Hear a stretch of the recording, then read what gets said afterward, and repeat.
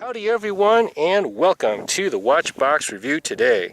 So as you can tell, we are out in the field once more, and we're continuing on the theme of in-field gear reviews. That's just how we roll here on the channel. So what you're looking at here is my latest Casio G-Shock. And those of you who followed the channel, you know that I've had a lot of problems with my Android Wear smartwatch for the past year or so, and this was the watch that I chose to replace it for my day hikes, my backpacking trips, my camping trips.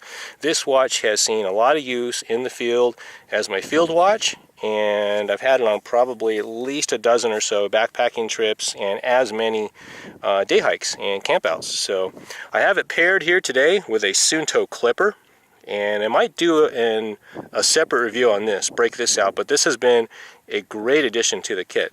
So these are pretty common on YouTube, a lot of guys reviewing these, and I've had no problems with this. I'm not in a terribly advanced compass user, but when I'm out here, like out on these trails, I always try and keep my north-south line and my bearing as I traverse, even though I'm on, fairly well traveled trails, and I've got trail maps and things like that. Still, it's a good idea to have a traditional magnetic compass to establish your north-south line wherever you go. So anyways, we're here to talk about my Casio G-Shock. So this is one of the newer models and current production models. A lot of the G-Shocks you've seen on my channel are the older style, the older variety that have been around for quite some time. This is one of the newer models, and as you can tell, I got it in the nice indigo blue color.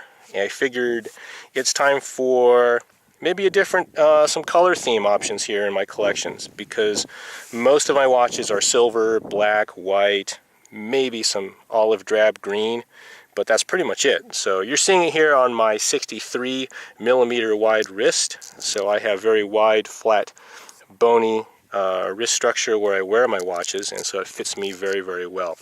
So it is a very large case size, and that's actually a good thing, okay, because these buttons on the side, here, let's take the watch off. The buttons on the side are very, very easy to press. These big blue knurled buttons are super easy to press, even with gloves, outdoor gloves on. I don't have gloves on right now, but I have very thick, stumpy fingertips, and this has been no problems with me. One of the nice little surprises here. So it's kind of blingy, okay? It's kind of blingy. That gloss black finish is not really my cup of tea, but I wanted to try something a little different here on the channel, and it served very well. As I said before, this has been my active wear field watch with all the sweat and the grime and the dust and the dirt. It's held up remarkably well. I would not have thought this glossy finish would have held up this well, but it totally has, and I have no complaints about that at all. Okay, so this is my first negative display G-Shock. By that I mean the LCD display, the digits are light colored, and the background of the digits is the dark black colored on the LCD. And that has taken some getting used to. I have to kind of look down into the dial, really, to focus my attention when I want to pull out details from there.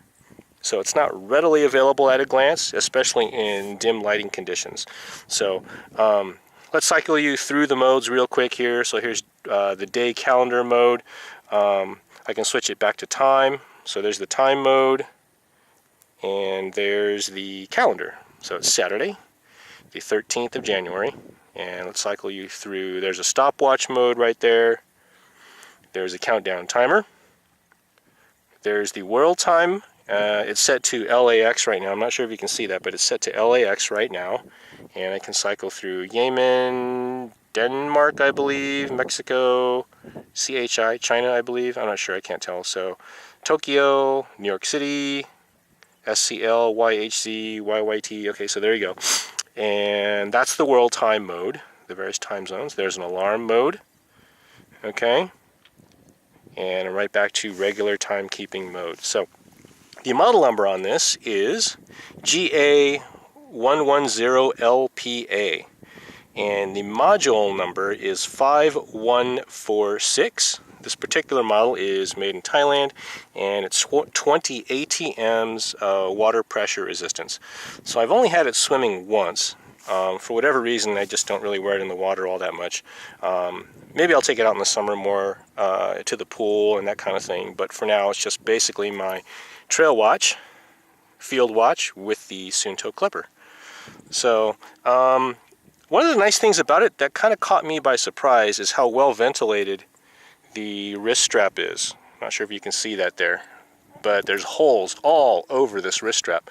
And it's a fairly curvy wrist strap, so it's got a lot of ventilation, which is really, really nice when you're wearing the watch actively.